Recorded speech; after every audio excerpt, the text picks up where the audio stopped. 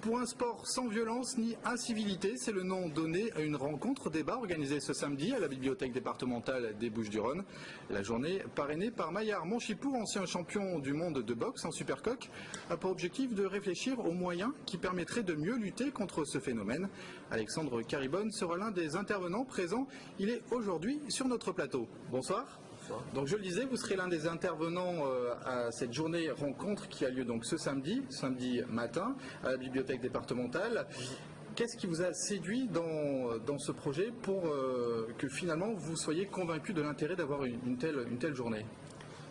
Tout d'abord, je crois que c'est une thématique qui concerne tous les sports, toutes les activités. C'était très intéressant de pouvoir croiser avec les différents représentants des comités départementaux et des différentes activités du département, notamment puisque le service des sports du Conseil général et le comité départemental olympique et sportif qui était moteur de cette opération ont eu cette volonté à un moment donné de pouvoir croiser avec tous les acteurs du sport aujourd'hui.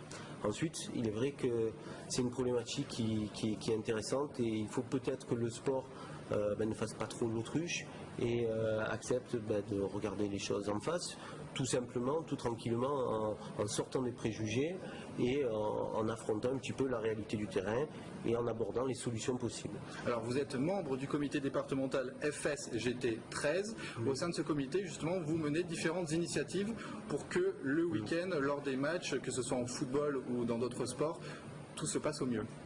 Tout à fait. Donc, moi, je travaille au sein de la Fédération sportive génie du travail. Nous avons une dimension multisport, ce qui nous permet d'aborder des champs transversaux. Et notamment, on a un gros travail à ce niveau-là autour du football. Puis c'est une grosse activité chez nous. Notamment autour du football à 11, ça a été beaucoup autour de l'aménagement des règles. Autour, par exemple, on a instauré l'arbitrage à 2 arbitres de champ, des cartons blancs pour calmer les joueurs. On a instauré aussi des manifestations, on va dire, aménagées sous la forme de compétition où simplement il y a 20 équipes dans le groupe, il n'y a pas de match aller-retour. S'il y a eu des problèmes du coup sur un match, il n'y aura pas de match. Et vous êtes même allé plus loin en instaurant un arbitrage, un auto-arbitrage. Alors on a créé même une autre activité, un autre concept complètement à part qui au départ était un petit peu anodin et on l'a lancé il y a une quinzaine d'années et qui aujourd'hui séduit de plus en plus de monde, notamment à Marseille, qui est le PPA 7, balle au pied auto-arbitré à 7 joueurs.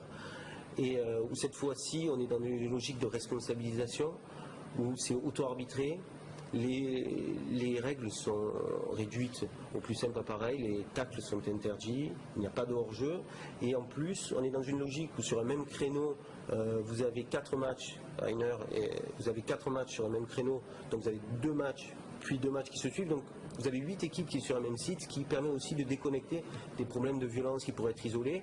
Et il y a derrière tout un collectif qui essaye de rester en logique de ce qui se passe au niveau du terrain. Et ça fonctionne. Et aujourd'hui ça fonctionne puisque nous avons sur Marseille, sa proche région, 320 équipes qui jouent. C'est essentiellement le lundi soir autour de cette activité. Alors je vais poser une question à Claude qui évolue donc en DH au FC Aubagne. Claude, la violence sur les terrains de foot, c'est quelque chose à laquelle vous avez déjà été confronté en tant que joueur? En tant que joueur, non. En tant que joueur, non, mais en tant que supporter, oui.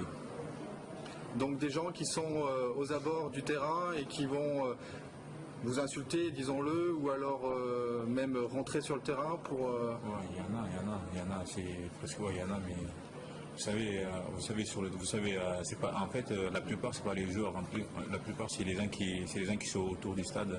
Alexandre Caribonne, le point qui est là. Vous voyez, quelque chose de très intéressant par rapport à ce qu'il vient de dire, c'est qu'à un moment donné, on s'est très vite aperçu lors des premiers travaux qu'il n'y avait pas une évolution, une augmentation de la violence, mais une transformation de la violence, qui d'une part, au départ est partie de la violence physique et qui aujourd'hui se transforme énormément autour des incivilités, de la banalisation des insultes ou des provocations, et surtout une évolution on va dire géographique, puisqu'il n'est plus trop sur le terrain entre joueurs, mais c'est beaucoup plus au travers de facteurs extérieurs comme les spectateurs ou les parents notamment qui jouent un grand rôle auprès des Justement, comment faire pour que ces supporters-là soient, on va dire, un peu plus civiques dans leur manière d'agir? Alors, on s'est organisé en 2 ateliers très vite. Il nous est apparu deux deux façons d'aborder les choses. La première, c'est aborder toute la question où le sport pourrait être en quelque sorte coupable de sa propre violence en termes de pression et d'enjeux de plus en plus importants dans le sport amateur. Et la deuxième, il est donc plus rattaché à ce que vous dites, qui est